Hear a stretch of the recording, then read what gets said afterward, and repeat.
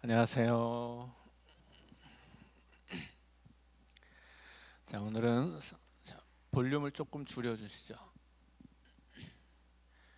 오늘은 사무엘하 3장 31절부터 읽을 차례입니다.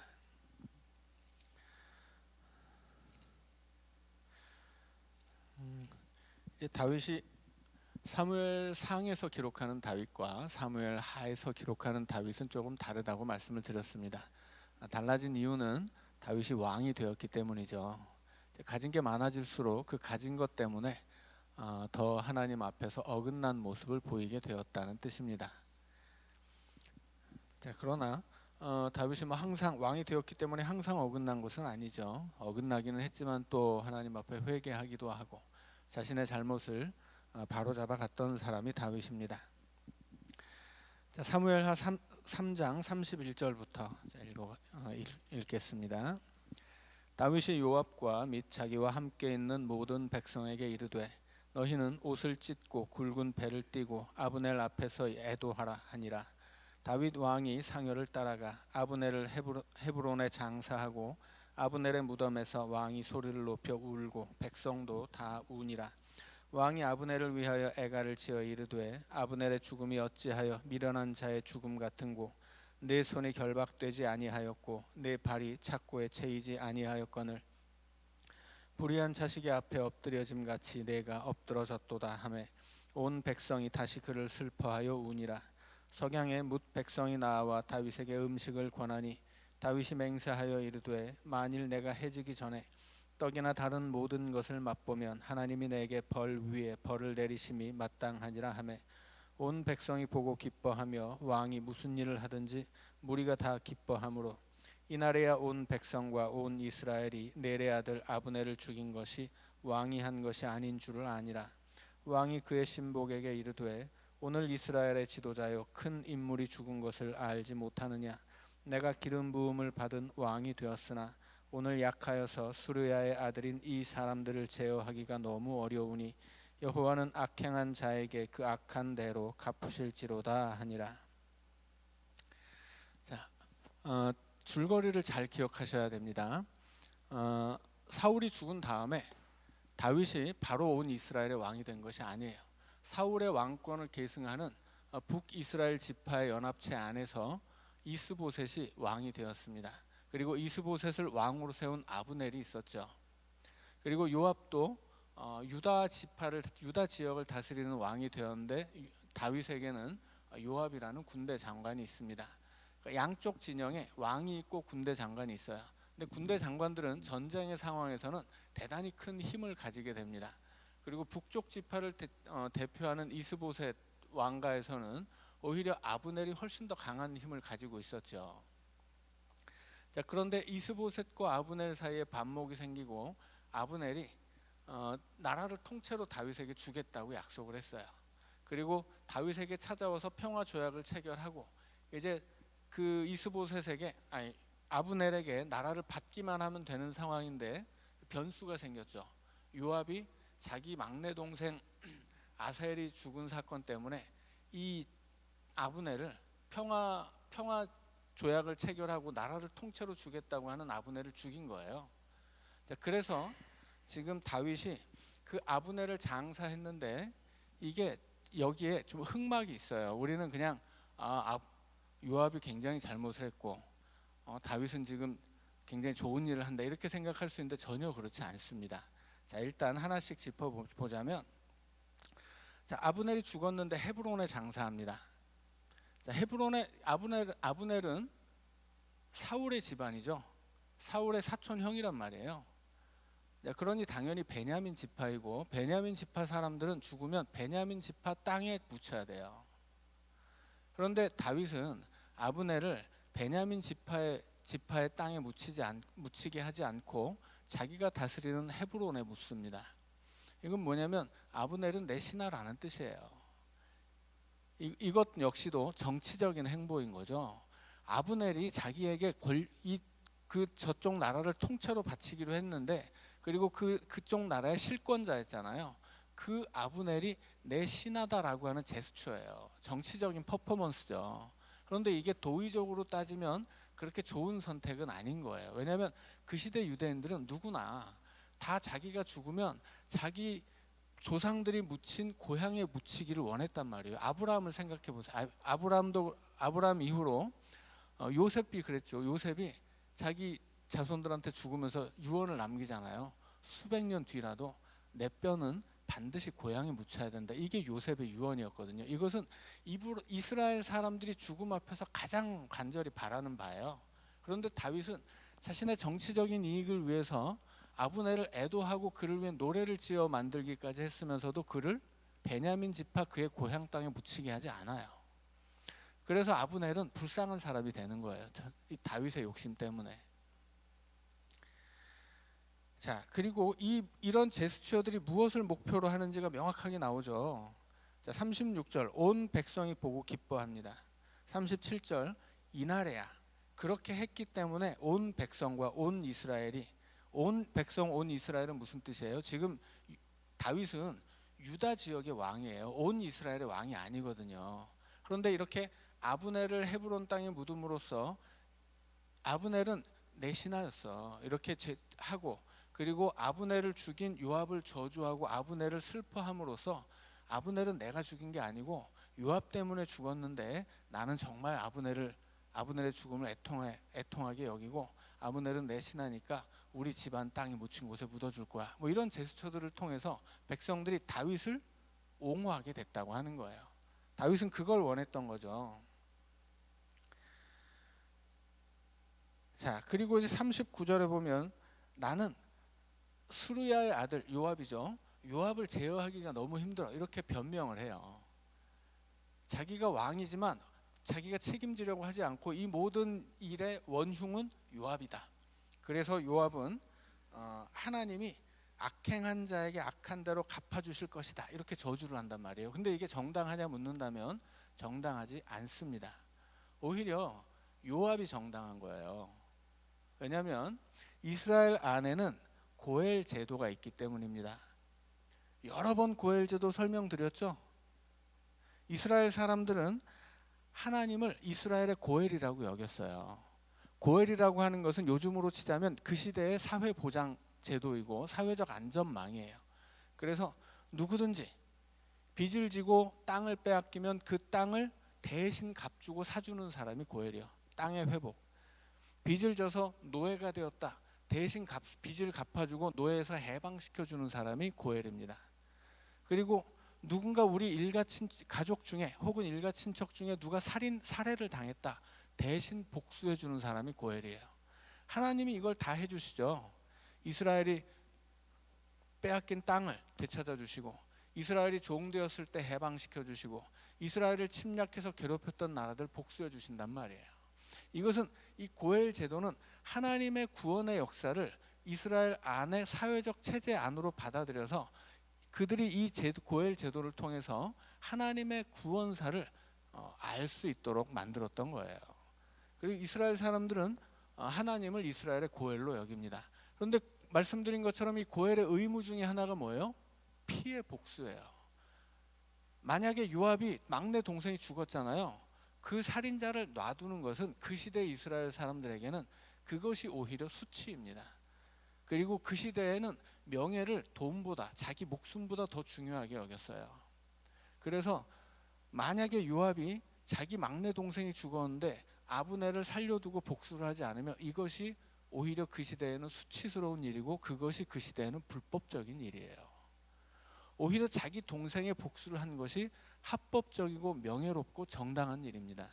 그런데 다윗은 거기에 대해서 저주를 퍼부어요. 그 정당한 요압의 복수에 대해서. 왜? 자기의 정치적인 이익이 걸려있기 때문이에요. 자, 아브넬 같은 경우에도 뭐 살 방법이 없었던 것은 아니죠. 하나님은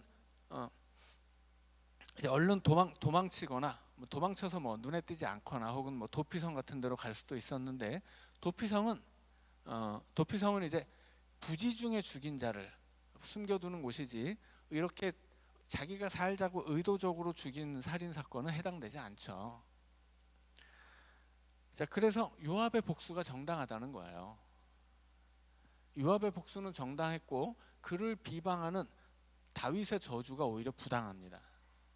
그런데 이 모든 것이 다윗의 이익 때문에 정당한 것이 부당한 것으로 지금 뒤집히고 있는 거예요.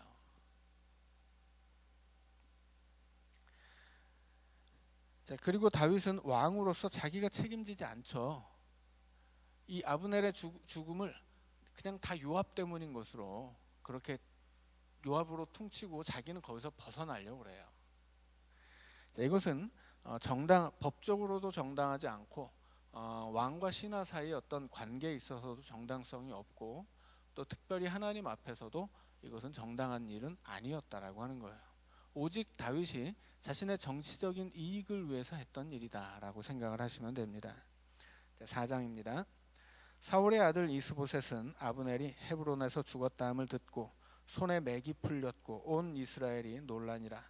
사울의 아들 이스보셋에게 군 지휘관 두 사람이 있으니 한 사람의 이름은 바하나요 한 사람의 이름은 레갑이라. 베냐민 족속 부에롯 사람 림몬의 아들들이더라. 부에롯도 베냐민 지파에 속하였으니 일찍이 부에롯 사람들이 깃다임으로 도망하여 오늘까지 거기에 우거함이더라. 자, 이제 사울이 죽고 사울의 군대 장관 아브넬이 사울의 아들 이스보셋을 왕으로 세웠다가 이제 아브넬이 죽고 이스보셋만 혼자 남았죠. 자, 그런데 이제 그 이스보셋이 암살당하는 사건이 4장에 나옵니다. 그 이스보셋을 암살한 사람이 누구냐면 림몬의 아들 바하나와 레갑이죠. 자, 그런데 이 바하나와 레갑은 베냐민 족속 부에롯 사람이에요.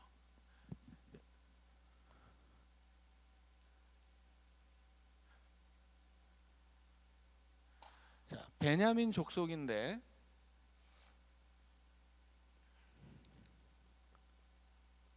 부에롯 사람이다. 베냐민 족속과 베냐민 족속 중에 부에롯 사람이다라고 하는 것에는 좀 특별한 의미가 있어요. 이 부에롯 사람에 대해서 4장 3절에 일찍이 부에롯 사람들이 깃다임으로 도망하여 오늘까지 거기에 우거함이더라. 깃다임으로 도망갔다고 하죠. 자, 깃다임은 어딘지는 몰라요. 하지만 중요한 것은 뭐냐면 도망갔다는 거예요. 베냐민 지파인데 베냐민 땅에서 살지 못하고 이 부에롯 사람들은 어딘가로 도망쳐서 살았어요.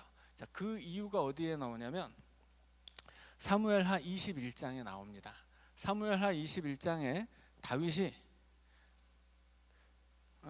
다윗이 3년 동안 기근이 들어요. 3년 동안 기근이 드는 것은 보통 하나님의 징벌이거든요. 그래서 하나님께 묻습니다. 하나님, 도대체 왜 갑자기 3년 기근입니까? 물으니까 야, 이것은 사울 때문에 그래. 이렇게 대답해 주세요. 왜냐하면 사울이 북이스라엘을 다스리면서 북이스라엘의 10지파를 통합하고 자기의 통치권을 더 강력하게 만들기 위해서 뭘 하냐면 예전에 여호수아 시대에 기브온 주민들이 항복했잖아요. 느디님이라고 하는 성막과 성전 담당 그 불목하니가 되죠. 이 기드온 주민들이 거짓으로 투항하고 속였지만 어쨌건 그들은 하나님의 백성이 되기를 원했고 이미 하나님의 이름으로 그들을 받아들였기 때문에 내치지 못하고 성막에서 물깃고 나무 장작 패는 하인으로 받아들여요. 그걸 느디님이라고 불렀는데 그 느디님이 된 사람들이 기브온 일대의 여러 그 주민들이었는데 그 중에 하나가 누구냐면 부에롯 사람들이에요. 그런데 사울이 이 이스라엘 북쪽 지파를 다스리면서 그 북쪽 지파의 지지를 얻기 위해서 본래 이스라엘 사람들이 아니었던 이 기브온 주민들을 숙청하는 사건이 있었어요. 그래서 부에롯 사람들을 다 때려잡았어요. 그리고 그 사건에 대한 징벌로 다윗의 시대에 3년 기근이 내린 것입니다. 그러니까 이것은 하나님이 기뻐하지 않았다는 일이죠. 하나님이 기뻐하지 않았음에도 불구하고 사울이 그 짓을 했던 이유는 뭐예요? 정치적인 이익을 위해서예요. 자, 그리고 그렇게 그 사울 시대에 사울에 의해서 자기의 일가 친척이 다 죽임을 당했던 사람들 중에 한 집안의 어떤 형제가 그 사울에게 죽임을 당했던 사람이 중에 하나가 림몬이고 림몬의 두 아들이 바로 레갑과 바하나였다라고 하는 거죠. 그러니까 이 사람들은 이스보셋을 죽일 이유가 충분했다는 뜻이에요. 사울의 힘이 강성했을 때는 당연히 복수를 못하죠. 열심히 충성해서 오히려 자기 살 길을 도모했을 거예요. 그런데 사울의 왕조가 망했고 이제 힘이 있었던 아브넬은 죽었고 이제 허수아비 왕인 이스보셋만 남은 거죠. 그래서 이 두 형제가 이제 뭐 그들이 당연히 자신들의 정치적인 이익도 고려했겠지만 우선적으로 자기의 부모 세대에 그렇게 자기 동족을 무참하게 죽였던 사울의 아들을 암살하는 것은 한편으로는 이 역시도 정당한 일이었다라고 하는 거예요. 또 그럴 만한 이유가 있었다라고 하는 거죠. 이제 이 사람들이 안타까운 것은 사울을 죽이고 이제 다윗에게 찾아가서 뭔가 이렇게 보상을 바랬다는 점이죠. 다윗은 그렇게 해줄 사람이 아니었는데. 그러나 이스보셋이 암살을 당한 데는 그런 그 필연적인 이유들도 있었다 하는 것입니다. 4절입니다. 사울의 아들 요나단에게 다리 저는 아들 하나가 있었으니 이름은 무비보셋이라. 전에 사울과 요나단이 죽은 소식이 이스라엘에서 올 때 그의 나이가 5살이었는데 그 유모가 안고 도망할 때 급히 도망하다가 아이가 떨어져 절게 되었더라. 자, 갑자기 무비보셋 이야기가 나오죠. 자, 이제 사울의 아들들 다 죽게 되는데 무비보셋은 살아남아서 다윗과 함께 겸상을 하는 호사를 누리죠. 우리는 이것을 한편으로는 이제 다윗과 절친이고 다윗에게 충성을 약속했을 뿐 아니라 다윗을 살려주기 위해서 많은 은혜를 베풀었던 요나단의 아들이기 때문에 다윗이 그를 돌보았다 이렇게 생각할 수도 있어요. 그런데 다른 한편으로는 또 다른 이유도 있었다라고 하는 거죠. 이 무비보셋에 대해서 뭐라고 소개합니까? 사울이 죽었을 때 도망치다가 다리가 절게 됐어요. 말에서 떨어져 가지고. 그 시절에 왕은 제사장과 똑같이 기름 부음을 받아서 세워지죠. 제사장과 똑같아요. 기름 부음 받는 것만 똑같은 게 아니라 몸에 흠이 없어야 되는 것도 똑같습니다. 제사장들 중에 몸에 흠이 있는 사람들 제사를 집전하지 못하죠. 이 왕가에서도 몸에 흠이 있는 왕자들은 왕권을 계승할 자격이 없습니다. 그러니까 무비보셋은 이스라엘의 사울의 왕권을 계승할 자격이 없어진 거예요. 다리를 절게 되면서. 그러니까는 정치적으로 다윗을 위협할 아무 힘도 없었다라고 하는 것입니다. 그러니까 무비보셋이 다윗과 함께 겸상할 수 있었던 것은 두 가지 이유였다라고 하는 거죠. 하나는 그가 요나단의 아들이었기 때문이고 다른 하나는 아무런 위협이 되지 않았기 때문입니다. 그러니까 지금 사무엘 하는 의도적으로 다윗이 어떤 사람으로 변하고 있는지를 우리에게 알려주는 거예요. 5절입니다. 부에롯 사람 림몬의 아들 레갑과 바하나가 길을 떠나 볕이 쬐을 때 즈음에 이스보셋의 집에 이르니 마침 그가 침상에서 낮잠을 자는지라. 레갑과 그의 형제 바하나가 밀을 가지러 온 채하고 집 가운데로 들어가서 그의 배를 찌르고 도망하였더라. 그들이 집에 들어가니 이스보셋이 침실에서 침상에 누워 있는지라. 그를 쳐 죽이고 목을 베어 그의 머리를 가지고 밤새도록 아라바 길로 가 헤브론에 이르러 다윗 왕에게 이스보셋의 머리를 들이며 아뢰되 왕의 생명을 해하려 하던 원수 사울의 아들 이스보셋의 머리가 여기 있나이다. 여호와께서 오늘 우리 주 되신 왕의 원수를 사울과 그의 자손에게 갚으셨나이다 하니. 자, 이 레갑과 바하나가 이제 이스보셋을 암살하기 위해서 찾아왔다가 일단 한번 도망치고 다시 와서 머리를 잘라갔다고 하죠. 자, 6절에 보면 밀을 가지러 온 채 했다 그렇게 이야기합니다. 자, 밀을 가지러 왔다라고 하는 것은 무슨 뜻이냐면 이 레갑과 바하나가 그 궁 안에서 밀을 옮기는 시녀로 분장했다는 뜻이에요. 이 사람들은 장수잖아요. 장수들은 장수의 옷을 입는데 장수의 옷을 입은 장수들이 밀을 나르는 일은 없습니다. 밀을 나르는 것은 하녀들의 일이란 말이에요. 그래서 이 사람들이 여장을 하고 몰래 들어와서 사울을 찌르고 도망쳤다라고 하는 거예요. 그리고 나중에 7절에 가면 나중에 여장을 풀고 다시 장군의 복장으로 돌아와서 죽어있는 이 이스보셋의 머리를 잘라가지고 도망친 거예요. 그리고 다윗에게 가져가죠. 다윗에게 가져가서 당신의 원수의 머리를 우리가 가져왔습니다 이렇게 내밀었다 하는 이야기입니다. 자, 9절입니다. 다윗이 부에롯 사람 림몬의 아들 레갑과 그의 형제 바하나에게 대답하여 그들에게 이르되 내 생명을 여러 환난 가운데서 건지신 여호와께서 살아계심을 두고 맹세하노니 전에 사람이 내게 알리기를 보라 사울이 죽었다 하며 그가 좋은 소식을 전하는 줄로 생각하였어도 내가 그를 잡아 시글락에서 죽여서 그것을 그 소식을 전한 가품으로 삼았거든. 하물며 악인이 의인을 그의 집 침상 위에서 죽인 것이겠느냐.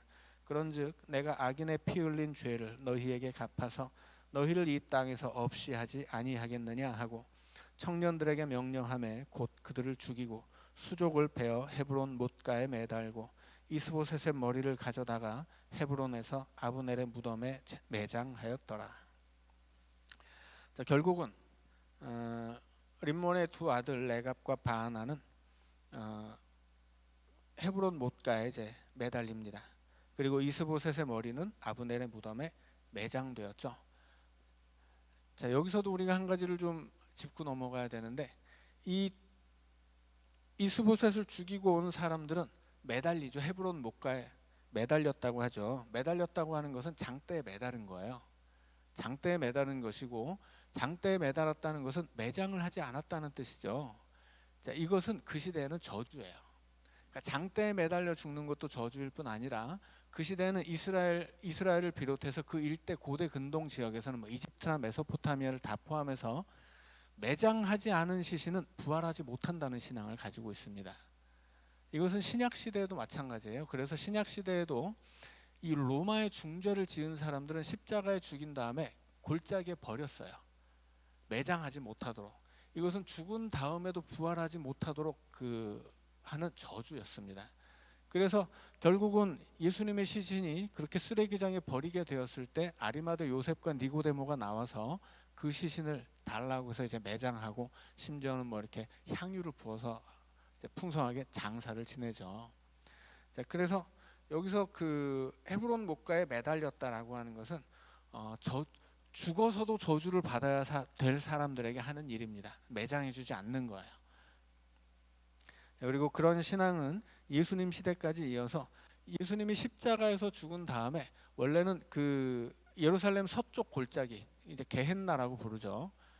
그 서쪽 골짜기 쓰레기 소각장이에요. 거기다 이제 버려져야 되는 상황이 되었고 그것은 그 시대에 이렇게 그 예수님을 존경하는 사람이라면 용납할 수 없는 그 시신마저 저주하는 뭐 엄청난 짓이었기 때문에 그것을 도저히 두고 볼 수 없었던 아리마대 요셉과 니고데모가 자기 목숨을 걸고 나서서 아리마대 요셉이 예수님의 시신을 받아다가 자기가 준비한 무덤에 매장하고 니고데모는 100근의 향유를 가져다가 뭐 엄청난 가격이죠. 100근의 향유를 가져다가 예수님을 장사했다 하는 것입니다. 자, 5장입니다. 이스라엘 모든 지파가 헤브론에 이르러 다윗에게 나와 이르되 보소서 우리는 왕의 한 고륙이니이다.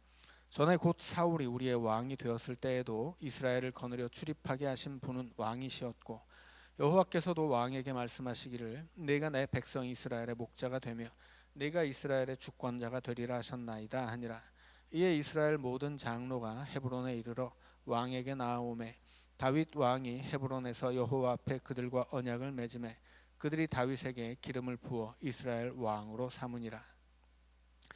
다윗이 나이가 30세 왕 위에 올라 40년 동안 다스렸으되 헤브론에서 7년 6개월 동안 유다를 다스렸고 예루살렘에서 33년 동안 온 이스라엘과 유다를 다스렸더라.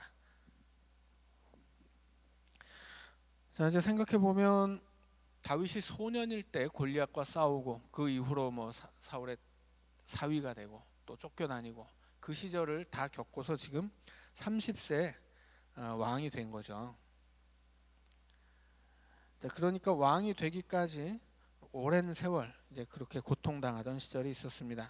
뭐 대략 소년이었다고 했으니까 만 15세 정도로 생각을 하면 한 15세 정도 엄청나게 죽을 고비를 넘기고 그리고 이제 왕이 돼서 7년 반은 유다 지파의 왕이었고 또 33년 동안은 통합 이스라엘의 왕이 되었다 하는 이야기입니다.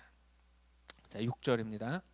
이제 6절 이하에는 이스라엘의 통합 왕이 된 다윗이 이제 했었던 여러 가지 일들을 이야기하는데 자, 여기서 이 다윗이 이런 여러 가지 일들을 했던 중요한 이유는 무엇이냐면 왕권의 강화예요.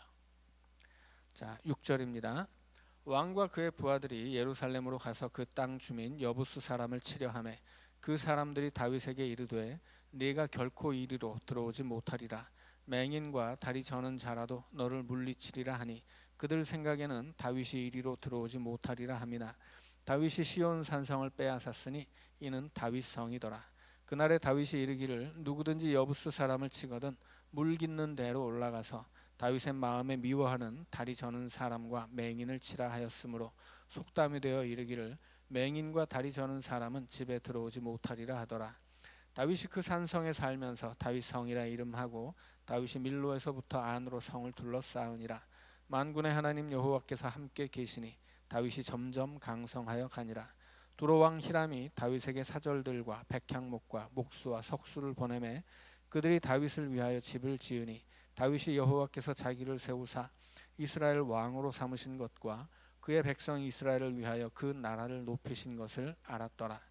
다윗이 헤브론에서 올라온 후에 예루살렘에서 처첩들을 더 두었으므로 아들과 딸들이 또 다윗에게서 나니 예루살렘에서 그에게서 난 자들의 이름은 삼무아와 소밥과 나단과 솔로몬과 이팔과 엘리수아와 네벡과 야비아와 엘리사마와 엘리아다와 엘리벨렛이었더라. 자, 이제 다윗이 이스라엘의 통합 왕이 된 다음에 제일 먼저 했던 일은 무엇이냐면 예루살렘 정복입니다. 예루살렘 정복은 이제까지 이루어진 적이 없어요. 예루살렘에 사는 사람들을 일시적으로 물리친 적은 있지만 그 땅 자체를 정복하지 못했죠. 그래서 7절에서 다윗이 시온 산성을 빼앗았다. 그리고 그것을 다윗 성으로 삼았다 하는 이야기는 이제 드디어 가나안 정복이 완성되었다 하는 뜻입니다. 자, 원래 이 예루살렘이 그렇게 정복하기 어려웠던 이유는 이 지형을 이용한 철옹성이었기 때문이죠. 그런데 8절에 보니까 물 깃는 데로 올라가서 이제 그 예루살렘을 정복했다는 이야기가 나옵니다. 자, 그리고 10절에 보면 만군의 하나님 여호와께서 함께 계시니 다윗이 점점 강성하여 가니라. 다윗이 강성했던 이유는 뭐예요? 오직 만군의 여호와가 함께 계셨기 때문입니다. 자, 그런데 다윗이 강성하기만 한 것이 아니라 어떤 때는 뭐 시험에 들기도 하고 어떤 때는 왕권이 흔들리기도 하고 어떤 때는 뭐 반란이 일어나고 굉장히 고생들이 많죠. 그 모든 이유는 뭐예요? 다윗이 여호와를 의지하지 않았기 때문이죠. 하나님을 떠나고 혹은 하나님 앞에 죄를 짓고 그럴 때마다 흔들린 것이고 그의 나라가 강성했던 이유는 오직 하나님의 도우심 때문이었다. 그 나라가 강성한 또 하나의 증거가 두로 왕 히람이 백향목과 목수와 석수를 보내서 다윗의 집을 지어준 것이죠. 그래서 사울 같은 경우에는 뭐 석류나무 아래에서 군사회를 했다는 이야기가 있었는데 다윗은 이제 성을 짓습니다. 근데 자기 힘으로 안 되니까 옆 나라의 왕을 하나님이 보내주셔서 돕게 하신 거죠. 자, 그래서 다윗이 예루살렘을 정복합니다. 그리고 두로의 왕 히람을 통해서 다윗 성을 짓게 하세요. 그 모든 것은 다 하나님이 그와 함께 계셨기 때문이다 라고 평가를 했음에도 불구하고 그 뒤에 바로 뒤에 이어서 무슨 얘기가 나오냐면 헤브론에서 올라온 후에 다윗이 예루살렘에서 처첩들을 더 두었다 이 얘기가 나와요. 자, 신명기 17장을 보면 왕이 하지 말아야 될 세 가지가 있습니다. 그것은 뭐냐면 왕은 자기를 위하여 은금을 많이 쌓으면 안 돼요. 두 번째로 왕은 처첩을 많이 두면 안 됩니다. 세 번째로 왕은 말을 많이 가지면 안 돼요. 이게 이스라엘의 왕에게 주시는 하나님의 명령이에요.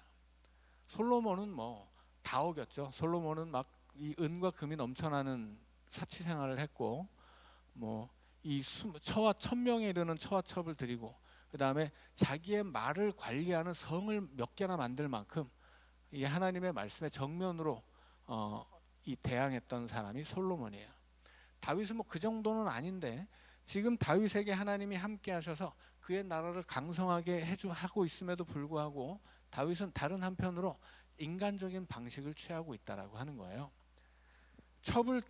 처와 첩을 많이 드리고 자녀들을 많이 두는 것은 그 시절에 왕권을 강화하는 일입니다. 일례로 이제 그 시대에 뭐 이스라엘뿐 아니라 그 주변 여러 나라에서 이 왕이 자식이 없을 때 일어나는 수많은 왕권 계승의 문제들이 많이 일어났거든요. 그래서 왕에게 자식이 많다는 것은 그만큼 그의 왕권이 튼튼하다는 것이고 그 왕권의 계승이 가능하다라는 뜻이에요. 그러니까 이 다윗이라고 하는 사람은 하나님이 이스라엘 자신의 왕권을 강하게 해주고 있는 와중에도 그 자신도 자신의 왕권 강화를 위해서 많은 노력을 했다라고 하는 이야기입니다. 이것이 아직까지는 큰 범죄로 이어지지는 않고 있지만 지금 이 밑밥이 깔려지고 있는 거죠. 자, 17절입니다. 이스라엘이 자, 우리 8시가 되었으니까 자, 우리 여기까지 읽고 3분 쉬었다가 우리 17절부터 또 읽어가도록 하겠습니다.